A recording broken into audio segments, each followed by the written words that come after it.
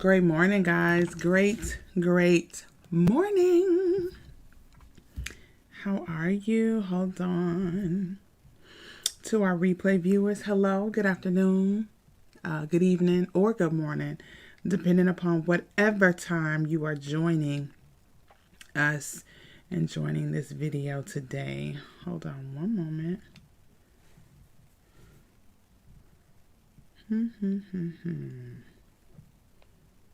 There we go. We are definitely live. All right, y'all. What's today? Happy Thursday. Great morning to everybody. I see our live viewers popping on. Happy Thursday to you. We're going to have a good time today talking about this chapter. Ooh, how is everybody feeling? Great morning. I see y'all popping on. Greatest of mornings. Okay. Hold on. Let me pop over here so I can see who is who also. There we go. What's up, Tasha? I see that's you. What's going on? Hey, Lilia. How you doing, love? Good morning, good morning, good morning. So, you guys, listen. We're going to dig into day number... Well, not day. These are just secrets, not days. But secret number 8 today. Secret number 8. For those of you who have stumbled upon this video, maybe it is the first time that you are watching us. Maybe you are part of the communities, but you haven't really tuned in as of period just yet. Guess what? We're studying this book right here. You see that? I'm not doing a good job holding it up too good, but this is the book. It's called Business Secrets of the Bible by Rabbi. Let's see if I can get it right. There we go. There we go. By Rabbi Daniel Lapin. And I absolutely love the subtitle of this book. The subtitle, Spiritual Success Strategies for Financial Abundance. So, what's up, Francis? I see you out there, sis. How you doing? And today, y'all, we're going to talk about becoming a people person. This is about to be really, really good because I know there are a lot of people that do not feel like natural people. Sounds funny, like they're a natural people person. So let's go ahead and let's pray and let's dig into secret number 8. Great morning, Heavenly Father. Thank you so much, God, for allowing us to be a part of another one of your magnificent, beautiful days. For as we say every morning, today is the day that you have made. We shall rejoice and be glad in it. Father God, I just stopped and took a breath, and it was only because you breathe life into our bodies. So I thank you this morning because we recognize that you've already done things for us that we couldn't possibly have done for ourselves.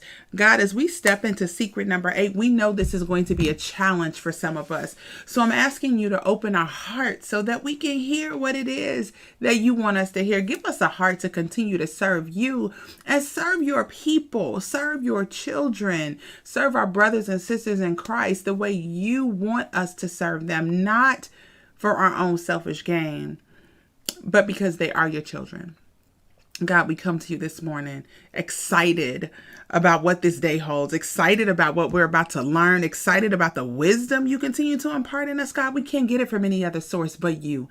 And so this morning, we recognize you for who you are, our Heavenly Father, sovereign above all things, everywhere at the same time, in everywhere. And we gratefully say thank you this morning for speaking to our hearts and never forgetting about us. In Jesus' name we pray. Amen. So what's up, y'all? Hey, Eugenia. What's up, Laskaya? Great morning, beautiful people. Y'all ready to get into today? So today is specifically, so you guys can see, I'm really not by myself in the land of the recording. I'm really not by myself. We got people hanging out with us every morning. I love it. So listen, today is about being a people person, y'all. And this is good. Because even me, and I say even me, because I mean it this way, even me, I can get tired of people. Like I'm telling you, oh my goodness, this is so good because people look at me and they're like, you are just such a bubbly person. And they think I'm more of an extrovert than I truly am. And so I have to let people know that no, it takes effort. It takes effort. It really takes effort. By the end of yesterday, for example, shout out to our team here in Chicago. We had our first live event of 2021, and it was incredible. But when I tell you all night, it was, let me introduce you to this person. The owners of this establishment were amazing. Let me introduce you to this person. I want you to meet this person. I want you to meet this person. And let me tell you, your girl had to be on all night. Not only that, when I say on, I mean I had to be interested and open to meeting who was ever in that place, because you never know who the connection is, that person that God is connecting you to. You never know who it is that leads to that big vision, the birth of that vision. You know what I mean? So you just never know. So I had to be open and on all night. And by the end of the day, y'all, I just fell out. I was so tired. I was exhausted. Because guess what? It's work. So if you're a person that you feel like, I'm not naturally a people person, let me tell you, this chapter is going to challenge you. It's going to challenge you. Because this era of no new friends, y'all, that's a false narrative. That's not how God designed us to be. We know this already. We've been talking about this for 7 days. We got 7 secrets under our belt now. We you know, we're not experts, but we're educated now in 7 full secrets. And we understand that God created us for connectedness. So today we're talking about becoming a people person. He opens this chapter out by explaining what individuals who have a high IQ, intellectual intelligence quotient. Okay, so he starts out by talking about individuals who have a high IQ, and oftentimes they go into academia, and oftentimes they're not good at connecting with people, and not always at faults of their own. Sometimes because they're so highly intelligent, it's just a challenge sometimes to connect with a person, or a person who doesn't have a super high IQ. And in some cases, perhaps they are socially awkward, but in other cases, it's not that they're socially awkward. The person on the other end feels like there's a discomfort from the person on the other end. So they don't always connect well, and they don't always have a really big circle. So although we measure IQ, he explained something that honestly I did not know. What did he say it measures? Let me see if I can find it really quick.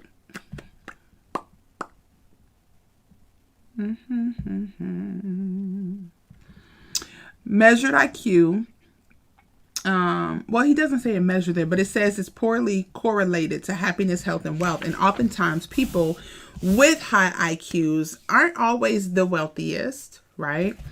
They definitely are not always the happiest. Okay. And so he connects us to something a little different. He tells us about something called a connectivity quotient, which I thought this was pretty cool. He says, while a high IQ is poor at predicting success in life, a high connectivity quotient, or CQ, is very positively correlated with success. So what's a CQ? What's a connectivity quotient, y'all? You guys, it's a measure of your ability to establish connections.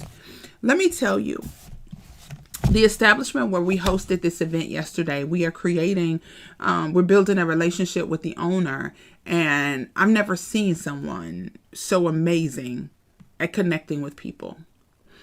And what he's done is he has understood the power of networking to a degree that a lot of people don't necessarily understand it. And I remember when I met him just a hair over a week ago. It was at the beginning of last week, I believe. Excuse me. I noticed it right away because he referenced it. He referenced what he had a vision for when it came to his restaurant, when it came to helping the community. And he referenced the people that he wanted to be able, the types of people that he wanted to be able to use the establishment, just the vision that he had so far, and kind of where he knew these people from. They were his alumni association from college. He's very connected in the city of Chicago because he's had several businesses in the city. He knows judges. politicians, other business owners. So we talked at length about how connected he was. And so I recognized, even though last week I didn't realize there was such a thing as a connectivity quotient, I recognized right away that he was highly connected. But not only was he highly connected, he was not afraid to use his connections, and not use in a negative way. I mean, he wasn't afraid to actually utilize the relationships. That's the purpose of a network. Okay. So we can utilize the relationships. It says that people with a high CQ are likely to have many friends and large professional and social networks, which will definitely make you happier, healthier, and yes, wealthier. Look at, and this is something that's big for me because I can become a hermit and be perfectly comfortable with being a hermit. I am that person that can function well in social situations, but is just as comfortable being by herself. Okay. So it's really important to, and oftentimes I got to push myself to make sure that I'm staying connected. Why do I say that? Or why do I push myself to stay connected? Because it's easy to just sit in your house. Now, if you're building a business, let me tell you, especially a network marketing business, and you don't connect with people, and then you connect with them once your business launches, that's why they don't want to hear from us. See, that's why.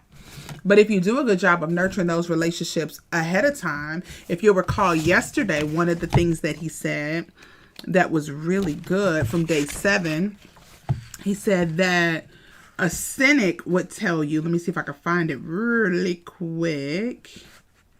I hope I can find it. Probably not that fast, right? He said that cynics, when I find it, I'll read it verbatim if I can find it. But he pointed out that cynics would tell you that people who do well, it's because here it is. Cynics may argue that people with money have others flock to them, not necessarily because they are friends. He said, while that's true, that's not the driving factor. People with many friends often make their friends first and their money later. Okay. So that is why for my network marketers out there and direct salesmen, you got to build the relationships before you find the opportunity. That's often why you'll hear me say this industry, when it comes to network marketing especially, it is one of the industries that will either promote you or it will expose you. It exposes places where we just haven't done as well building relationships as we thought, but it promotes the person who's exceptional at building relationships. Okay. And so a high connectivity quotient, the fewer people you are involved with, the more disconnected you are, and the less healthy, happy, and wealthy you are. And he shares some studies that actually show that the less connected people are, the less happier they are. I thought this was interesting. He shares a study from 1971, married versus single, and he says the mortality rate of single individuals is higher than that of married couples because obviously, even though we're driving each other crazy in these relationships, we're still connected. He then goes to another study and he cites camaraderie when it comes to our military family, and how that camaraderie actually helps them go into battle when they have close relationships with their squadron. He talks about that as well. So he talks about how important close relationships and friendships are and how they make a significant difference. Now, this is so cool. He said God created a world in which the economy rewards human connectedness. This is a recurring theme. Why? Because that is the entire purpose of the economy, to encourage and cultivate human connections. We are made by him to be connected. You ignore this truth at your own personal and professional risk. Guys, I cannot tell you enough. You cannot have a highly successful business without having some type of human connection. If we look at someone like, honestly, he looks really socially awkward to me, and I could be wrong, but he does. Mark Zuckerberg looks really socially awkward to me. Really socially awkward, but he has to have some type of human connection in order to create something like Facebook. And now he has connections throughout his company. If you think about some of the most successful companies, you can't get there without at least being connected to people in some kind of way. Okay. He has the best example in this book. I almost wish I had read this book when I was in corporate America, but things happen for a reason, right? Maybe I would still be in corporate America if I had read this book then, so maybe that was the point. When we talk about being a business owner or a CEO, and remember we talked also about the employee, okay?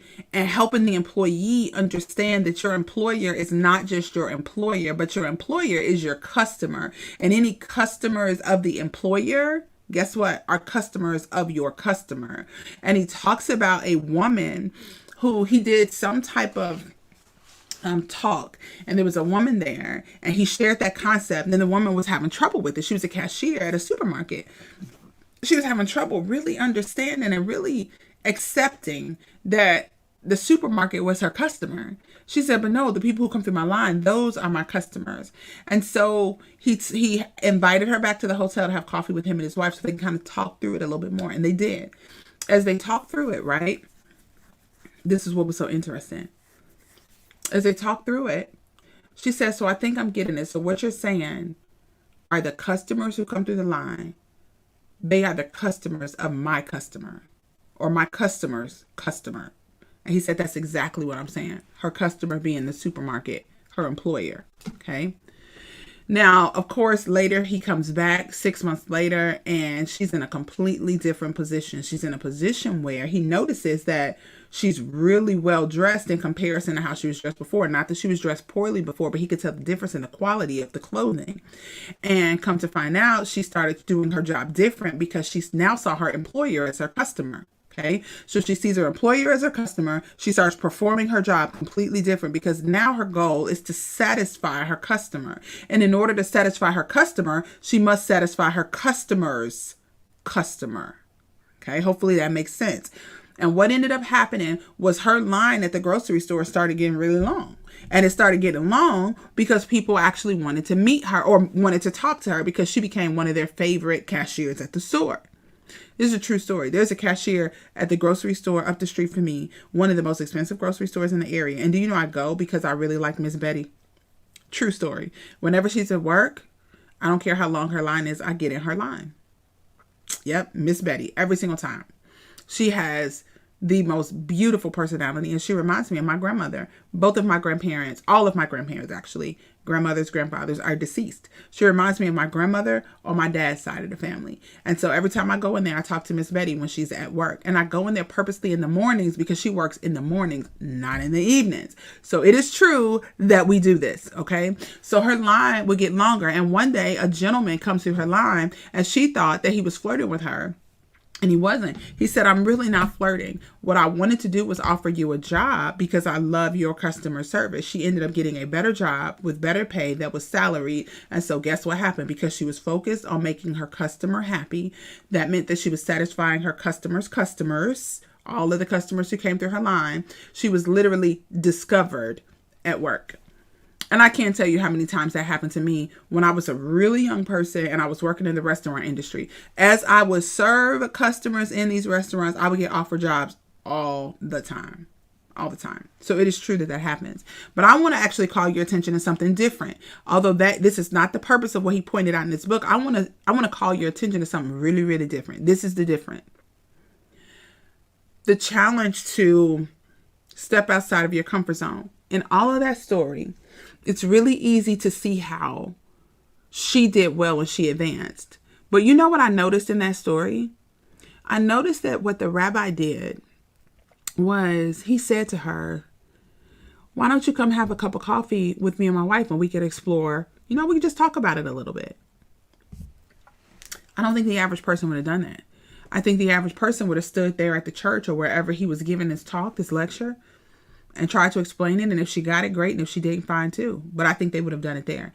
I don't think the average person would have gone that extra step and said, hey, listen, if you got time, you can come back to the hotel where my wife and we can hash it out over a cup of coffee. Do you see how That's the extra mile. The extra mile is never crowded. How can you push yourself out of your comfort zone, right? Yesterday, and I noticed this yesterday. Yesterday when we had this event, I can't tell you how many people, because the owner of the establishment advertised this thing to his entire network. There were, we established so many connections because he literally talked to, he published it via his text message thread. He published it via his email thread. He published it on Facebook. He published it so many places that there were people coming and they were like, here, I'm here for the crypto. We were paying attention to people who looked like they were possibly coming for an event and trying to figure out, who do I talk to? Where are they? And so we would identify if they looked like they were looking for something, and we would talk to them like, hey, how are you? Are you here for the Crypto and Cocktails event? And they were like, yes, we are. Oh my God, it's so good to meet you. How did you hear about it? Who invited you? Well, I got a text about it. I saw it on this or I saw it on that. And we were like, wow. There had to be at least 30 people there, 30, no exaggeration, that we didn't even invite. They came because the owner of the company, the owner of the establishment, because he sent out these invitations. So what does that mean? We give people an opportunity at the end to ask us questions on a one-on-one basis. So that meant that there were a ton of people like, hey, you got a minute?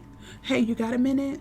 Hey, you got a minute? And then the owner's partner, hey, I want to introduce you to somebody really quick. Hey, I want to introduce you to this person. Come over here. I want to introduce you to this person. And it was a constant night of, you got a minute? Hey, I got a quick question. Hey, people in the restaurant, a couple of young ladies were like, listen, we weren't here for the event, but what's going on? I want to learn more because I've been hearing about crypto, but I don't know anything. I don't understand it. And so guess what happened? We exchanged information. I probably got like 6 to 7 phone numbers last night, but I wasn't the only one. I know a couple of our teammates also did the same thing. Right? So we had to stretch, and it was, listen, let's connect on social media. Are you comfortable having a phone conversation? Okay, let me text you. Let me get your information. It was the extra mile. It wasn't me trying to cram information down their throat last night. Okay, it was the extra mile. So guess what happens today? I connect with them even further. It is that extra thing. So if you're a person who is a people person already, like you are already a people person, what I want to get you to think about is how Rabbi Lapin took this extra mile here. He didn't have to go the extra mile, but look how he blessed this woman, because he did. Because he didn't just say, hey, this is kind of how it works, finish up the conversation, go back to his hotel, enjoy his wife, because his work was done. His job was done when he did the lecture. He didn't have to continue the lecture after the lecture at his hotel. You guys get that extra mile piece? Because that wasn't the purpose of the story, but man, that's really good. Because see, like Rabbi Lapin, a lot of us understand that we are him in this story. We are him. We are not necessarily the woman that he was talking to. Some of us are Rabbi Lapin in this story that he's sharing. And being Rabbi Lapin in this story means that, listen, we got to go the extra mile because we are always compensated for that. Now, how will we be compensated? When will we be compensated? I have no idea. But we will be compensated because the law of compensation says I cannot be cheated when I do the work. Okay? So hopefully you guys get where I'm going with that. Now, he also goes into this concept where he talks about work-life balance, and I thought this was so good because we are really a lot now talk about work-life balance. And he says this, he says he said sometimes we have misplaced morals. We're seeking work-life balance. He says, and in this case, oftentimes the way people are explaining it, they're explaining it in a way that means that the customer is going to suffer. So if you work at a grocery store, okay, and you see your employer as just that, your employer, the reality is if a customer comes through at the last minute, the store is about to close or whatever, you're like, okay, I'm closed, somebody else can take care of you, you're about to go home, you don't feel any kind of way. But when we treat people as our customers, we do things very, very differently. And so in a lot of cases, when people say work-life balance, they're using it as an excuse to stop working. This is what I know. I'm never not networking, is what I know. When I go to a restaurant, I'm having a conversation. I'm sitting down. I'm looking for opportunities to network with people. I'm looking for opportunities to expand our network, because guess what? You never know when you're going to meet a person who not only maybe they bless you, but what if you could bless them? You just never know. You got to be open to the conversations. I remember my mentor saying one day, if you are in so many feet of me, I'm going to talk to you. And it cracked me up when she said it. She was like, listen, if we're on the elevator, oh, I'm going to say hi. She said, you could be trying not to talk to me. Oh, I'm going to say hi if we're on the elevator. I thought it was hysterical. And the whole point, she was like, you're not going to stop me from blessing you. You never know what could come of that conversation. I'm going to say hi. And I thought that was so good, because it's also so true. You never know what those conversations could turn into. When we talk about work-life balance, oftentimes a lot of us think of it in ways of which we want to shut off work so we can just go chill out, in a lot of cases, you guys, we will use our children as excuses when it comes to work-life balance, when it's really not that we're trying to have work-life balance. Some of us, we just want to go be lazy. We want to just shut the day off, just shut it off and go relax. This is what I've learned. When you own a business, you can't shut it off. You don't shut your business off. You never shut it off. Let me explain what I mean about that. You remember that saying? I know you've all heard it. When you do what you love, you'll never work a day in your life. You remember that? I know you guys are so familiar with that, right? This is the funny part. I never understood that, because I was like, let me tell you something. I work all the time, and yeah, I could take a break from working. This is what I have found. You guys, yesterday, when we had that event, the entire night, all night long, we were just talking to people, getting phone numbers, connecting to people on social, all kinds of stuff, over and over and over. And then guess what? When we fly out tomorrow, we're going to be sitting in the airport, and guess what I'm going to be doing while I'm sitting there talking to people? When we go grab something to eat at dinner, guess what I'm going to do? I'm going to be talking to people. That is what is meant by when you love what you do, you don't work a day in your life. Do you think, there was a young lady who came last night that she missed the first part. And while we were sitting down eating dinner, guess what I was going to do? Pop out, it was my husband's guest, so it would have been easy to do. Pop out my tablet and just walk her through the information that we shared.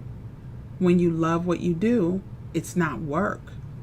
When you enjoy serving, when you found that niche, when you found that spot, when you found that place where you were meant, and you know for a fact you were meant to do it, it's not work. Some people will say that what I'm doing right now, this is work, Demeter. You need to have balance, girl. It's 7 o'clock in the morning. You getting up at 5 o'clock to make sure you prepare for this. You need some balance. You need some rest. No. This is serving. Do you hear me? This is serving. The reality is I need to learn this too. This is serving. When you do what you love, guess what Demeter loves to do? Demeter loves to teach. Demeter loves to train. Demeter loves to study. All these things wrapped up in one. Demeter loves to encourage people. Demeter loves to coach. All those things. And so when you love what you do, you don't work. Somebody would get on here, and for them, this is work, and it is treacherous work. Like, oh my God, I got to get on this. First of all, they wouldn't do it for free just because, right? And then when they're getting paid for it, they're like, oh my God, I don't feel like doing this. Oh my goodness. That's not my story. This is not work. Yeah, we're having a conversation. We're reading a book, and we get to talk about the book. For some, this would be work. For me, this is not work. This is, yes, let's get the day started, right? When you do that, you will never work a day in your life. Now, how does this pay me? How? Let me tell you how. Because I get the opportunity to connect with some people on a level I wouldn't be able to connect with them. Some people, you got to give them some value before they're willing to actually do some things with you. This is us building relationships together. And it's not always about you becoming a customer or client. We had that conversation the other day. It could just be about us being connected. You know what I mean? It could be about, you know what, we're connected, but you may want to connect me to somebody else down the line. You know why? Because this is not transactional. This is us learning. See, there's a bigger currency for me than fiat money, meaning the US dollar. There's a bigger currency for me. I know that when I do this work, God pays me in a way that I could never match, y'all. And this is not work. When you do what you love, you never work a day in your life. So I don't need balance. This is balance. This is part of the day. Okay? he goes into this, and I thought this was really good. So I'm going to read a lot of this. He says, so we should not shame parents for working long hours to take care of their children. Some of this is going to challenge how we think. Taking care of business is the most important way that we show them our love. Taking a child to a ball game is important, but business is more important because it is the foundation of wealth upon which all else in life must be built. This does not mean that you pursue wealth to the exclusion of everything else. Balance is good and it's necessary. It doesn't mean you ignore your kids. It doesn't mean you never see them, but you must also support them, and you must also be a role model. Okay. Do you really want to instill in your child the idea that it's okay to just abandon a customer need just so you can be there when your kid hits a home run? Of course you don't. You want your children to see you putting the needs of another human being before your own personal wants. Life requires this kind of balancing act of your personal and your professional lives, and you do not want your kids seeing you putting your personal self before your professional self. We want our children to be happy, yes, but first and foremost, we want to instill in them the proper values. This is all about what you value. Okay. And this is where I would question some of our values. A lot of us, our values were poured into our mind, and we just have this set of values. Like, where do we get that? Where do we get some of the things that we do? Where do we get them from? A lot of us, we've never questioned it. What if we start to question it? Like, maybe that's a different way of thinking. I've never thought about it that way. There are times when you put your own wants aside for the sake of a customer, precisely because doing so is in the best interest of your child, both financially and morally. You want to teach your kids the importance of taking responsibility for and ownership of their customer. Listen, I get it. Work-life balance. I get it. It sounds great. I get it. I understand. But where do we get it from? Where do we get it from? What if for the sake of business, I had to travel a lot? What if I had to travel a lot? Now, what if I could bring my family with me when I traveled, so that the traveling became part of my children's education? It didn't stop us from building a relationship together, but I was able to make it fit into our family life, into our unit as a family. And now it's not work-life balance. Now they're intermingled together. How is that bad? Sometimes we have to think about what our personal values are. Where do we get them from? We have to question them and see if it's time to change them or make adjustments to them. Okay. A lot of us we never thought of our job, our employer, as being our customer in the first place. We've thought of our job as something that just provides. That's it. It helps us pay the bills. That's why we don't want to go. But where do we get that from? It was just instilled in us. We don't know where it came from. It came from just growing up in our homes. Our parents may not have enjoyed the jobs that they had. So that's where we got the personal belief and the value that a job just pays the bills. It's not about to be the thing that I pursue with passion.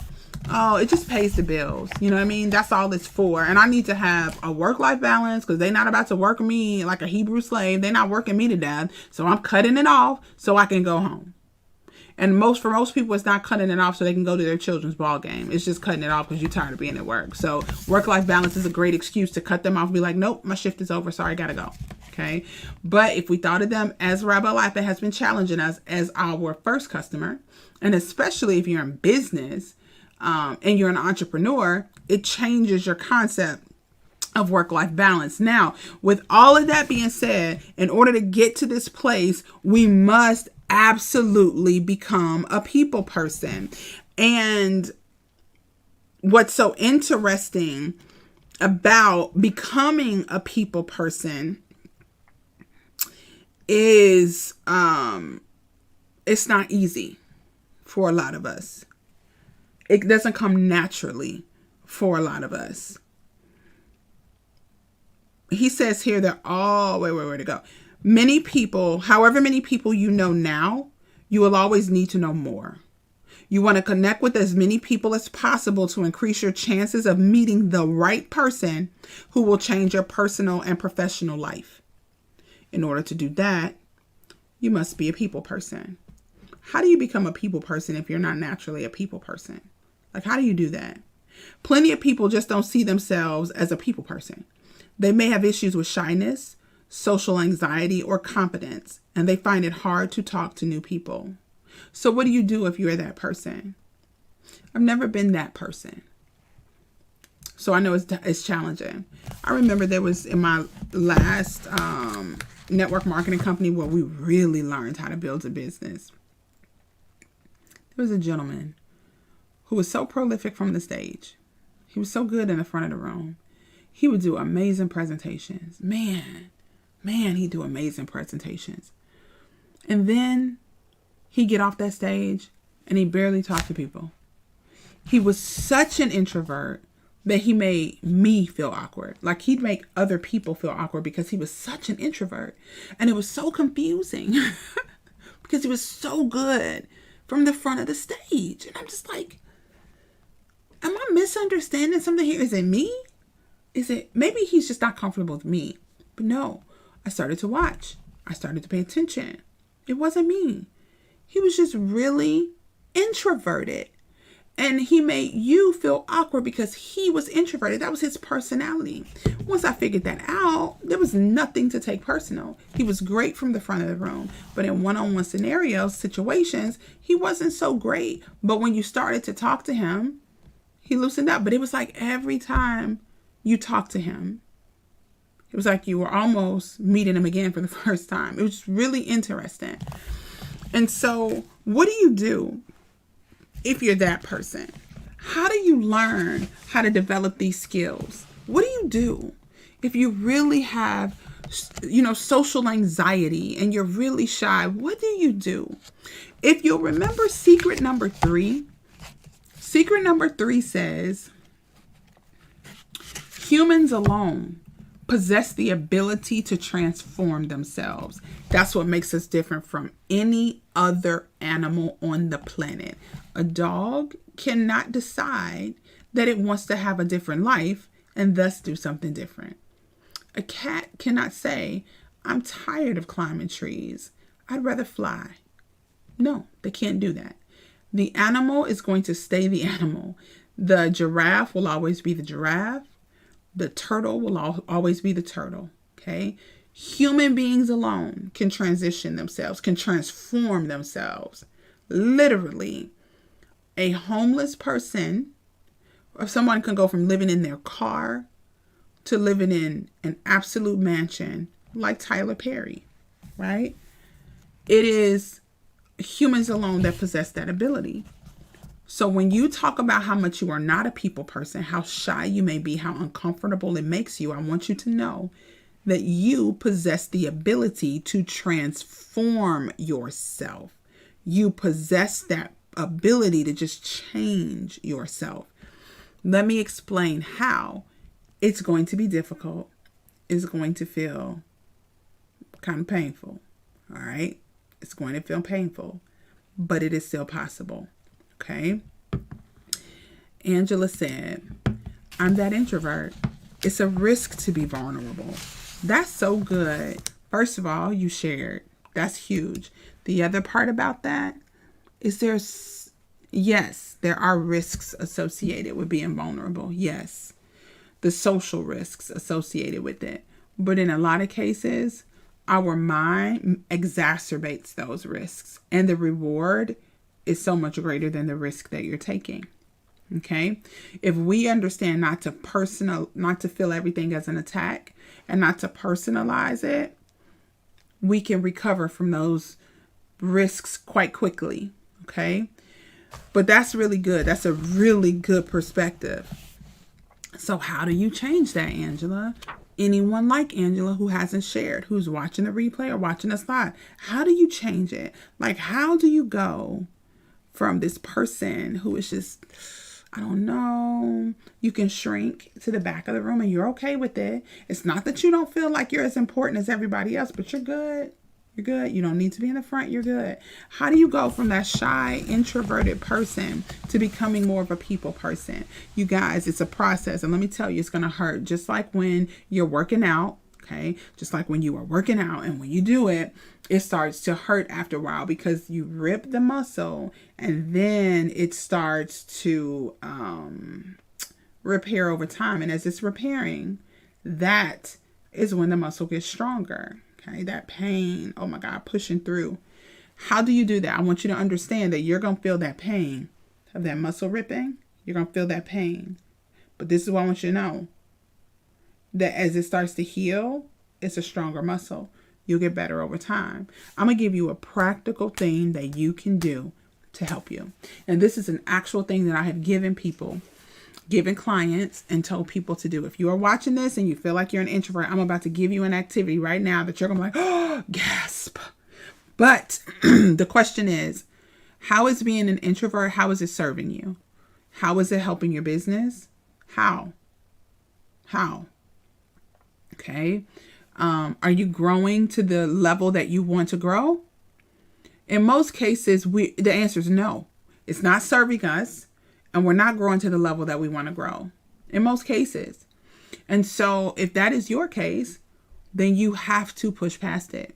If you want a thriving business, you got to push past this people thing. People aren't scary. They're not scary. Most people are kind. The overwhelming majority of people are good. We see the stories about the ones who are not. We don't see the billions of people that are good. We don't see all those stories. But those stories exist every single day. Every single day.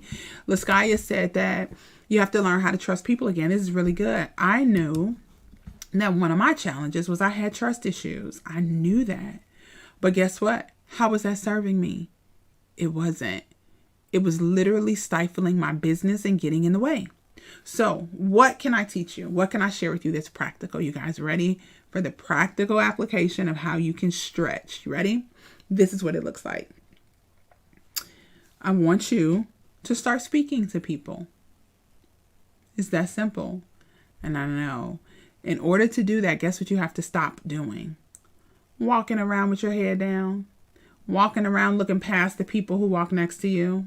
So like someone comes by and you won't even make eye contact. You look like this way. They're over here, so you're like this. No.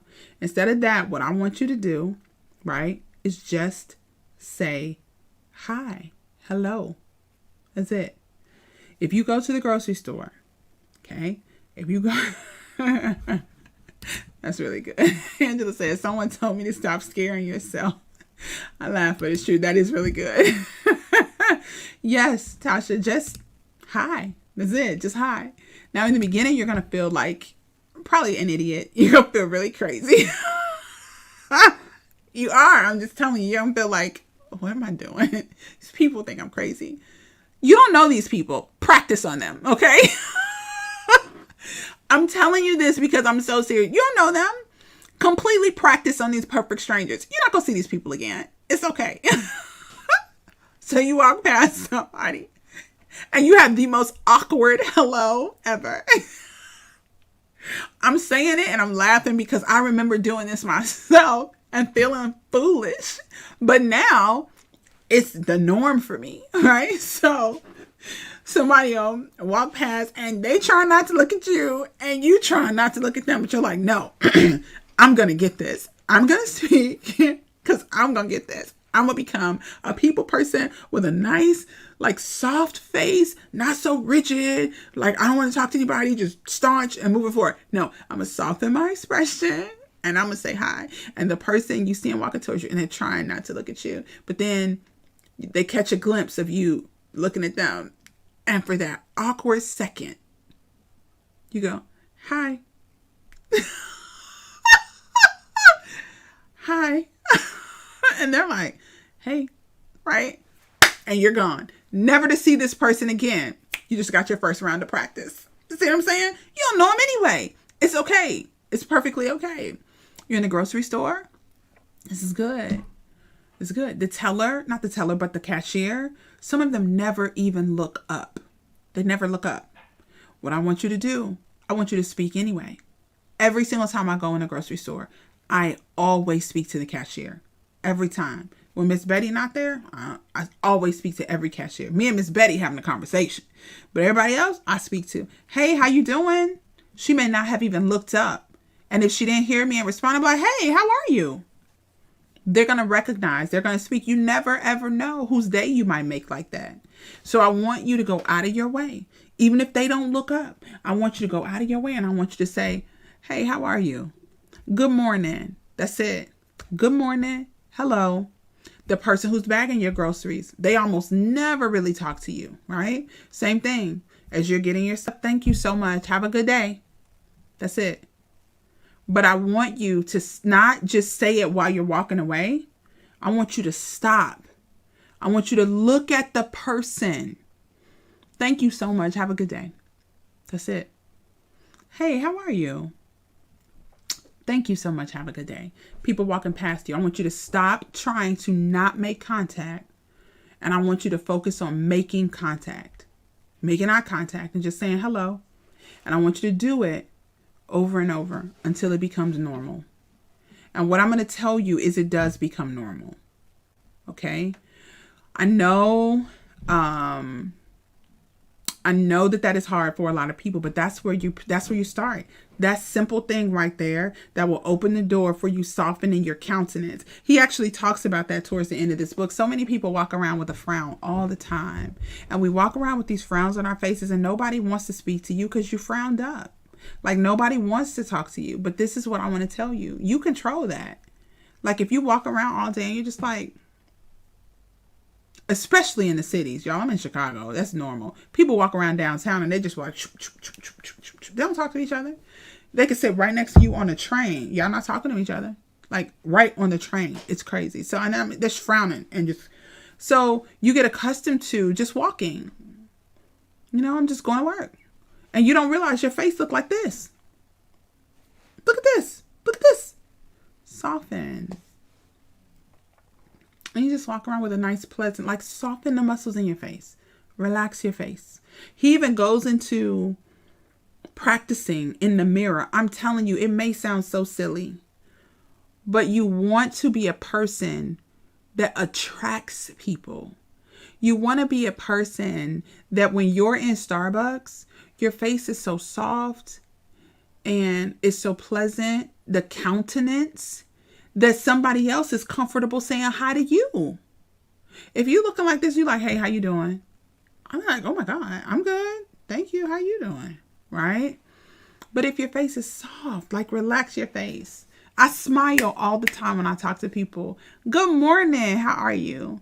Thank you so much for taking care of my groceries. Have a beautiful day. I appreciate you. Thank you so much.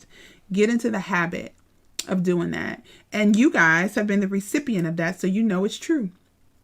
Okay, so get into the habit of smiling. When I leave messages for people, I'm smiling while I'm leaving a message. You can hear that, right? Soften your face.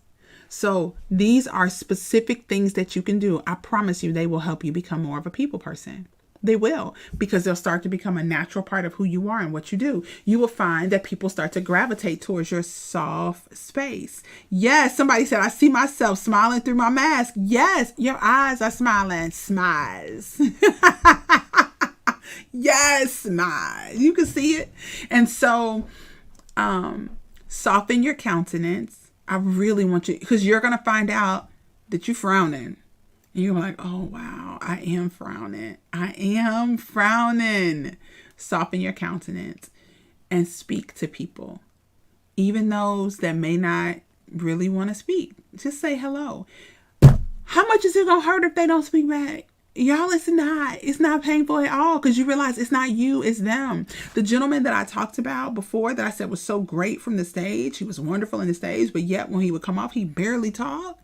He would make me uncomfortable. Guess what I started doing? Because see, over time, in the beginning, I was like, he never speaks to me. He can walk right past me and not say hello. Like, what is that? Guess what I found out? That was him. It wasn't me. That was his personality. So every time I saw him, whether he walked in the room or I walked in the room, it didn't matter. I was like, hey, what's going on? How are you? Every single time. I can't tell you how many times my cashier is not looking up at me. She just starts scanning my stuff. And I'm like, hey, how are you?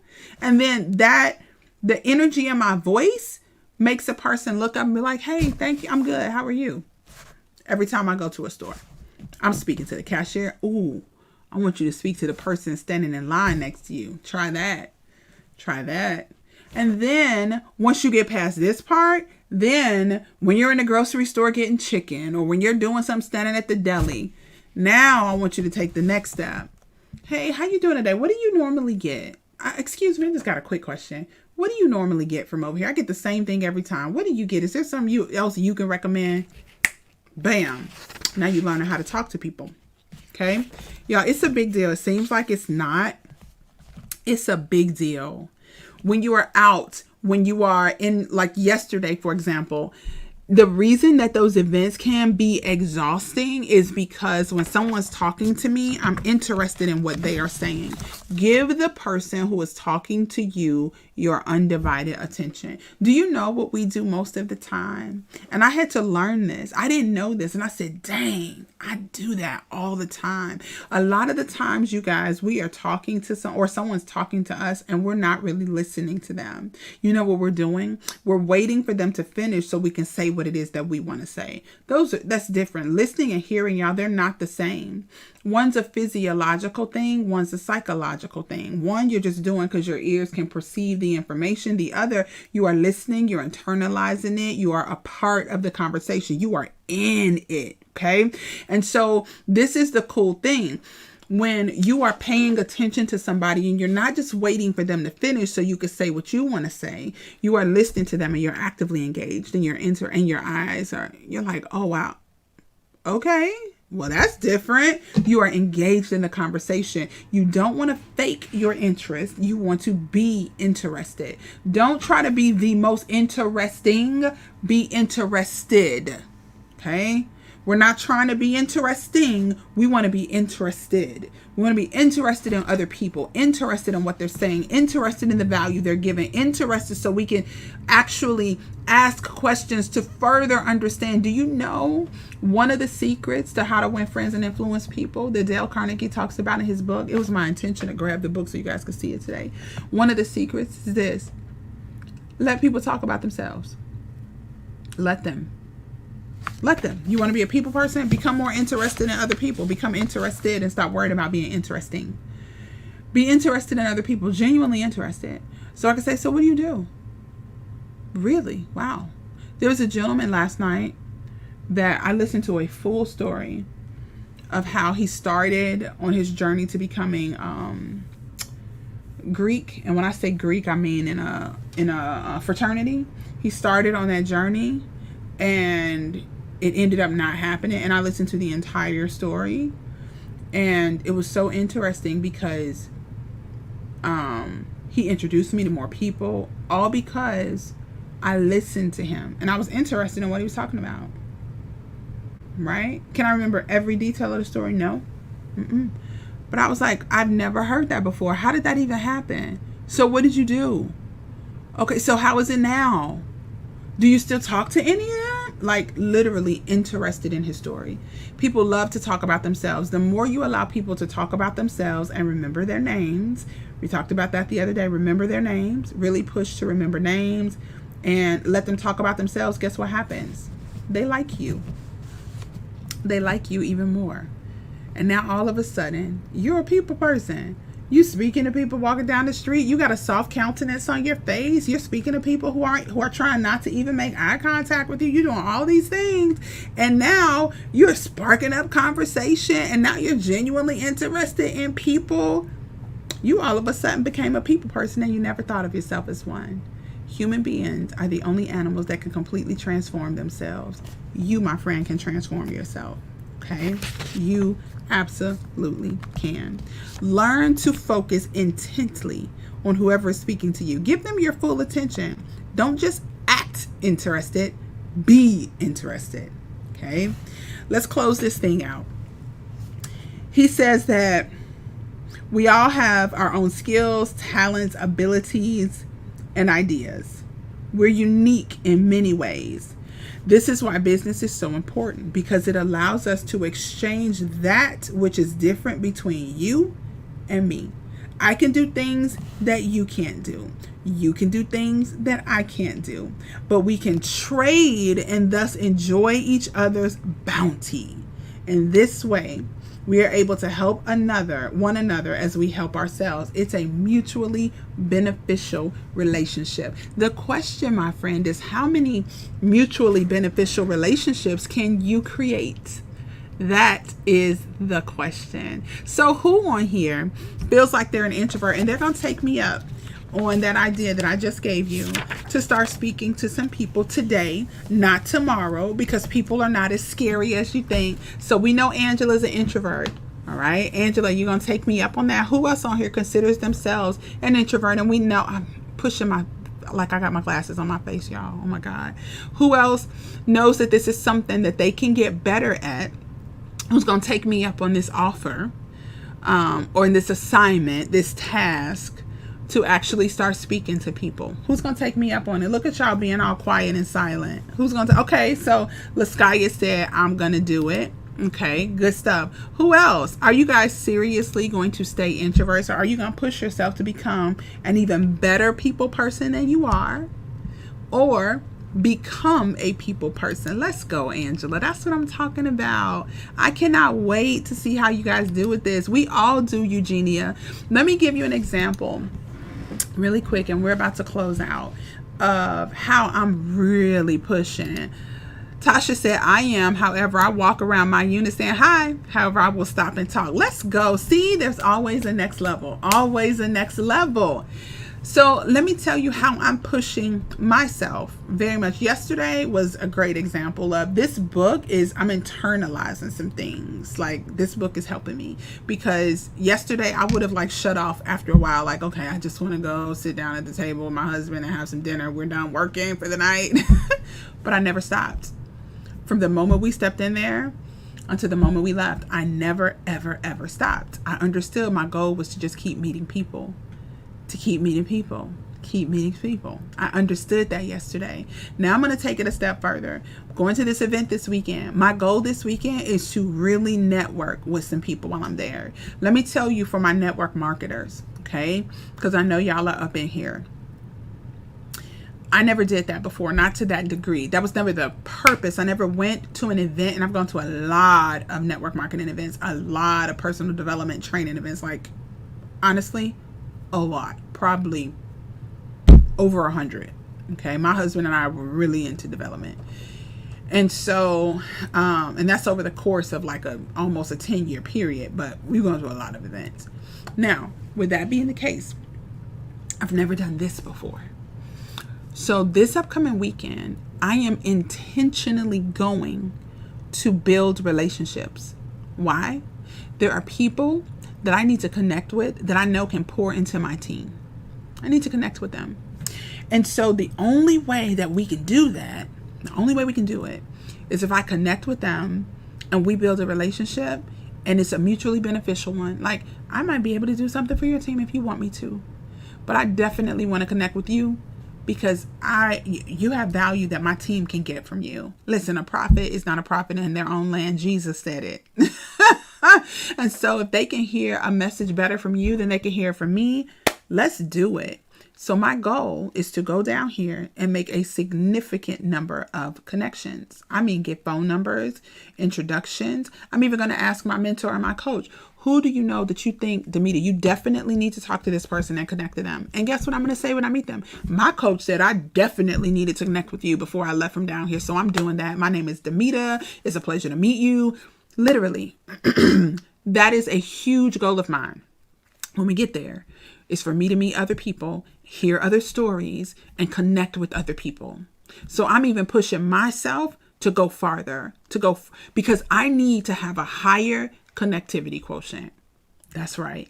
So you guys have an amazing rest of your day. Thank you so much for hanging out with me. We are leaving town tomorrow, but we are still going to have our video in the morning. We're still going to review secret number 9, because we don't leave out until we won't be leaving the house until almost 11. So we'll be good to go tomorrow morning at 7 a.m., 8 a.m. Central. You guys, this chapter was good to me. It was good to me. It was good. Because we all, no matter, even if we are persons, we can all get better. Y'all have an amazing rest of your day. I appreciate you for hanging out with me. Love you guys to life. I'll see you tomorrow morning. Bye-bye.